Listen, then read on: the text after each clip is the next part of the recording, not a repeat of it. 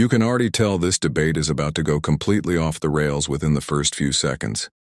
The moment Alan Dershowitz and Joe Kent get thrown into the same conversation about Israel, Iran, and Donald Trump, you just know sparks are going to fly.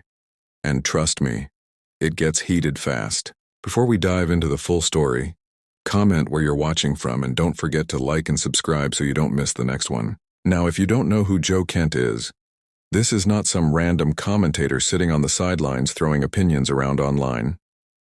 This is somebody who is closely connected to Donald Trump's political movement and someone who has been deeply tied to the America First wing of the Republican Party. And according to reports and speculation surrounding the Iran situation, he reportedly stepped away after major disagreements over where this administration was heading on foreign policy. And honestly, that alone tells you just how divided the political right has become over this issue. Because for years, Trump supporters were told that this movement was about ending endless wars, putting American interests first, and avoiding more chaos in the Middle East. But now, even people inside Trump's own orbit are openly questioning whether that promise is collapsing in real time.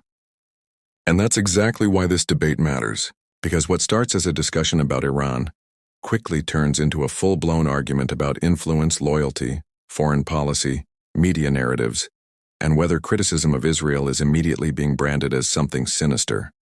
You've got Joe Kent pushing back hard against the direction of U.S. foreign policy, Piers Morgan jumping in with increasingly aggressive questions, and Alan Dershowitz doing what he always does whenever this topic comes up, going into full defense mode and accusing critics of crossing dangerous lines with their language. And let me tell you right now, there are moments in this exchange where the tension becomes almost unbearable. At one point, Piers and Alan are practically talking over each other live on air. Joe Kent comes in swinging with claims about influence inside Washington. Then suddenly the entire conversation shifts into accusations about anti-Semitic tropes, political pressure, and who's really steering America's decisions in the Middle East. It becomes less of a debate and more of a political collision. And the reason this clip has exploded online is because it taps directly into something millions of people are already arguing about every single day. Not just on the left, but increasingly on the right too. People are questioning America's role overseas. They're questioning who benefits from these conflicts. And they're questioning whether politicians are actually keeping the promises they campaigned on. That's why this discussion got so uncomfortable. Because once those questions start being asked live on television, things get very awkward very quickly. So we're going to watch this entire exchange unfold piece by piece because there's a lot to unpack here. You're going to see fiery interruptions, sharp accusations, tense reactions, and some moments where the mask completely slips. Let's get into it. I think just in general, Americans, especially the Americans who voted for Donald Trump, who represent the majority of Republicans, are sick and tired of having these discussions about foreign countries, whether it's Israel or anyone else. But Israel right now has an outsized influence on our foreign policy in the Middle East, which has catapulted us into this current conflict with Iran, which helped drive us into the tragic Iraq war. So look, I think Americans want our government to focus on our problems here in America. Drive around any American city, you're going to see poverty, despair. Those are the issues that people want to focus on. They don't want to focus on, who's running the Israeli cabinet or what the foreign policy preferences are of the Israeli government to drive us into the next series of conflicts. So I think that's why you're seeing so many people who came out and voted for President Trump when he campaigned on putting American interests first. I don't think we need to get rid of any kind of, relationship that we have with Israel. I don't think this is an Israeli versus Palestinian issue. I think what happens between the Israelis and the Palestinians is, quite frankly, their business. I think most Americans would agree. I think we just need to have normal relations with Israel like we would with any other country. But right now, our relationship with Israel is so off-balanced that you are seeing a lot of people putting this issue front and center because the war in Iran and the wars in the Middle East for the last 2 decades plus have consumed so much blood, so much treasure, and just so much attention from our leaders that many people, especially on the Republican side, are saying this is out of whack. We need our leaders to prioritize us. And I think that's what you're going to see in the next election cycle, not just the midterms, but especially as we have an open primary in 2028 for the presidency. I don't disagree Alan with Dershowitz, that. Let me make one correction. Let me make one correction, please, and that is Israel was opposed to the United States getting into the Iraq war. I know that. I was in the office of Prime Minister Sharon when he personally told me that he had spoken to President Bush and had urged him not to send American troops into Iraq. Israel was opposed to the Iraq war. It is in favor of trying to get regime change in Iran because Iran is existentially threatening the existence of Israel. But when it comes to Iraq, that's very, very different. And you know, Israel has been a great ally of the United States. And over the years, it's been one of the few people that the United States can count on for everything. And the major function that the United States has had recently is to stop Israel. It stopped Israel when it bombed the nuclear reactors. It told Israel it has to stop. Israel wanted to continue. When it had its ceasefire recently, it demanded that Israel stop its war in Lebanon. So the United States has been a brake on Israel. And so Israel hasn't really influenced the United States. The United States has much more influenced the activities, even the self-defense activities of Israel. But Alan, I would say, I just don't think that's right when it comes to the Iran war, because we know from the big New York Times deep dive last week that Benjamin Netanyahu, on his 7th or 8th trip to the White House in a matter of months, sat in the Situation Room at the White House with the head of Mossad joining on the big screen and sold Donald Trump the idea that there was a chance to decapitate the leadership in Iran, and that as a result, the IRGC would collapse from within, the people would rise up, and they'd all be too distracted to even think about the Strait of Hormuz. Well, the first bit happened, and there's no doubt the Americans, I think, joined in at the behest of Netanyahu, because we heard it come out of Marco Rubio's mouth. He said the reason American forces preemptively struck in Iran. Then he withdrew that. But I tend to believe what the Secretary of State in America says publicly when he's first asked, rather than when he's told what he should be saying. I do too, but it's a more nuanced story than that. But Alan, Prime Minister of Israel doesn't tell Israel what to do. Hang on. Yeah. But Marco Rubio is not a stupid man. He's probably the most competent person in that entire cabinet. He knew what he was saying. I think he's terrific. He made it. Yeah. Right. So we're all agreed he's brilliant. So a brilliant man does not say the opposite of what he actually believes. And he said to us clearly on camera that America preemptively struck in Iran because Israel had told them that they were going to attack Iran, and they knew that if that happened, Iran would attack American interests. So they got in first. Then that's a question of timing. That's a question of timing. Yeah, but it's also a question of who the timing was determined. It's a question of who's. Well, but it's also about who's pulling the strings.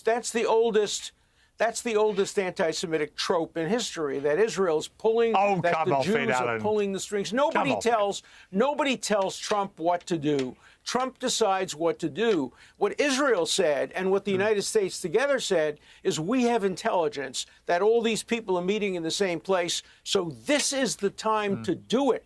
But the United States and Donald Trump did not start a war based on Israel's interest. They started a war based on American interests. Jews comprise 2% of the American population, half of whom don't even support Israel. Muslims and Arabs are 1.3%. Trump complains, and to me he complains.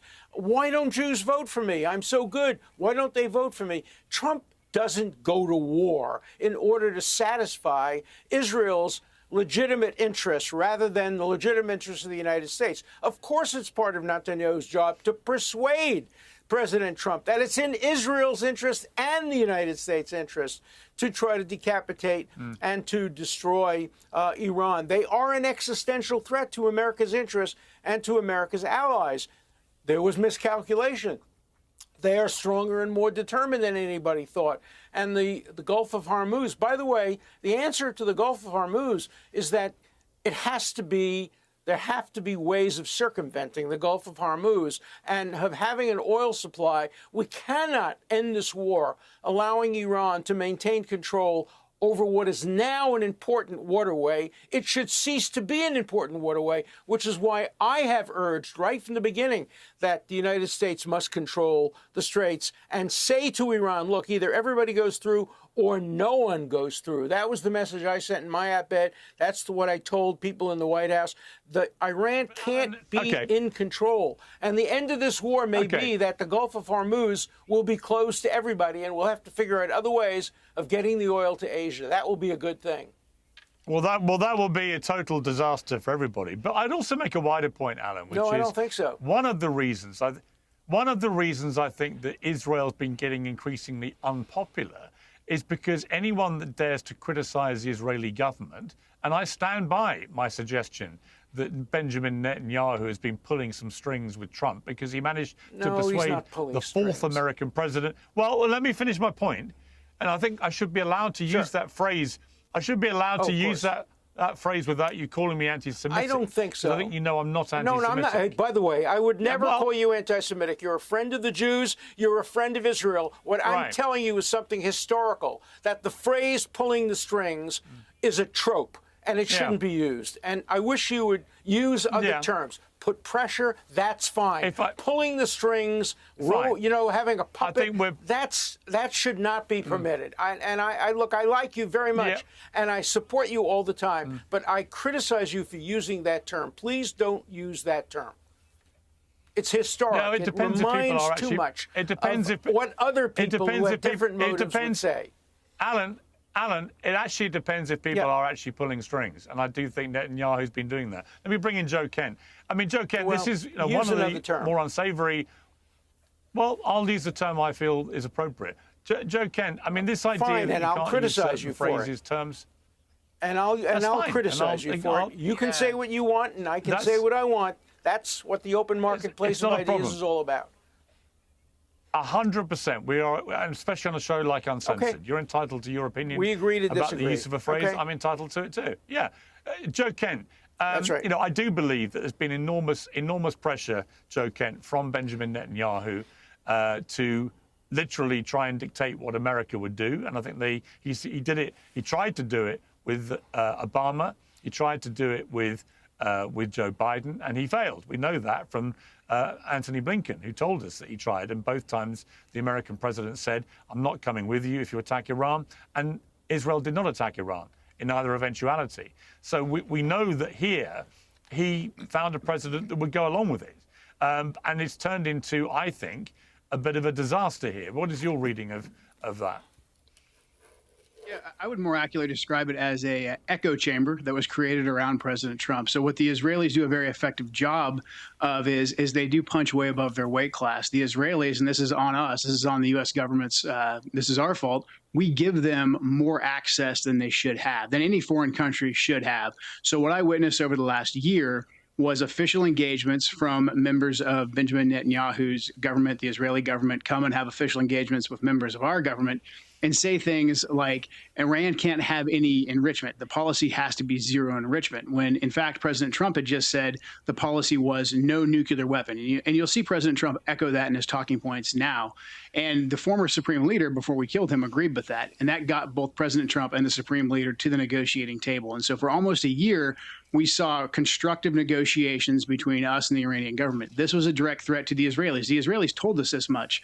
The Mossad director, David Barnea, specifically said that their goal was regime change in Iran. They weren't very shy about that whatsoever. And so they used their access through official channels through official channels to circumvent the intelligence community, because anytime that the Israelis said the Iranians are 2 weeks away from a nuclear weapon, they're making a nuclear weapon, the U.S. intelligence community, we would go and we would do our due diligence, we would check that, and we would find that the Iranian internal prohibition on developing a nuclear weapon was still holding. As a matter of fact, the Iranians were also withholding their proxies from attacking us as well.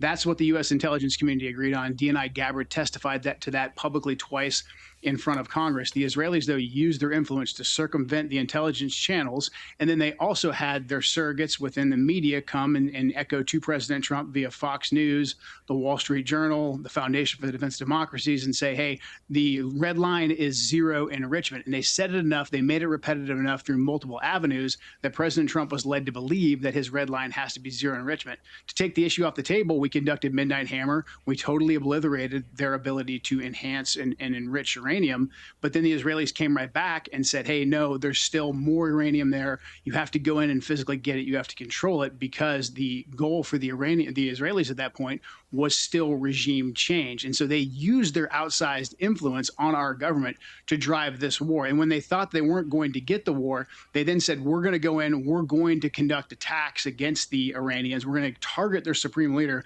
which we knew from studying the intelligence and Iranian doctrine over the last several decades would result in the Iranians then attacking our bases in the region. So Marco Rubio is 100% accurate when he said there was no imminent attack against us being planned by the Iranians. The only thing that was imminent was the Israelis conducting that attack. That drove us into this conflict. And that should make every American take pause and think, what is our relationship with this country of Israel? Why are we letting them drive us into yet another war in the Middle East? How vital is it that we have control over the Straits of Hormuz?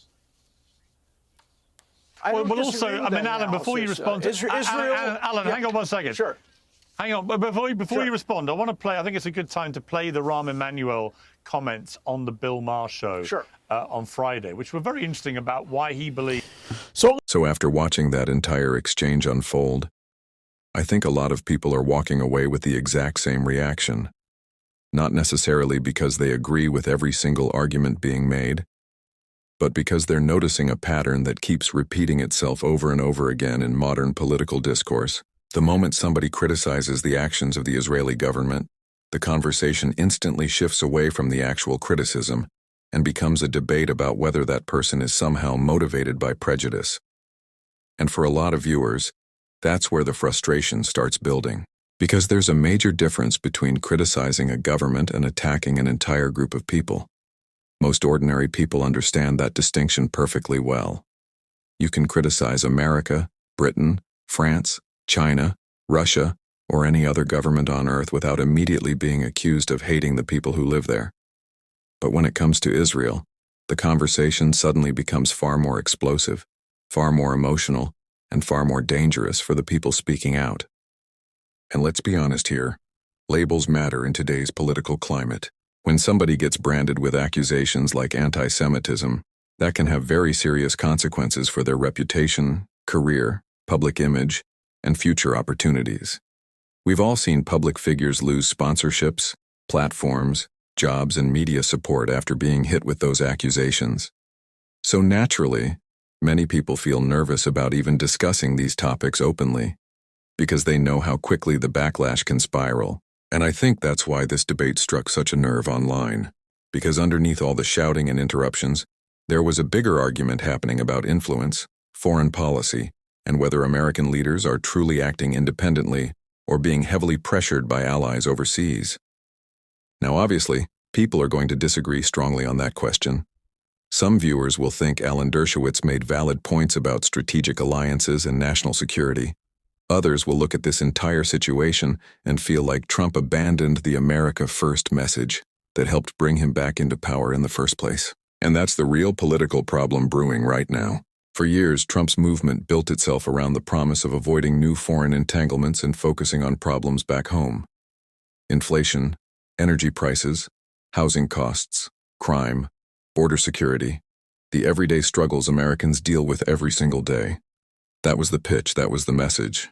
So when voters suddenly see America drifting deeper into another major Middle East confrontation, many of them feel blindsided, especially because some of Trump's own supporters and allies are now openly questioning the strategy.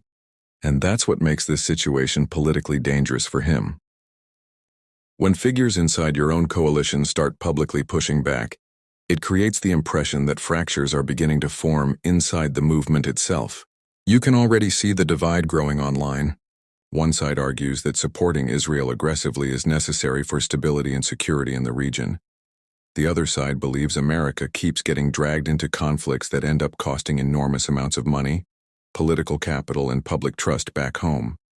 And regardless of where people stand politically, there's no denying that the economic anxiety surrounding all of this is very real.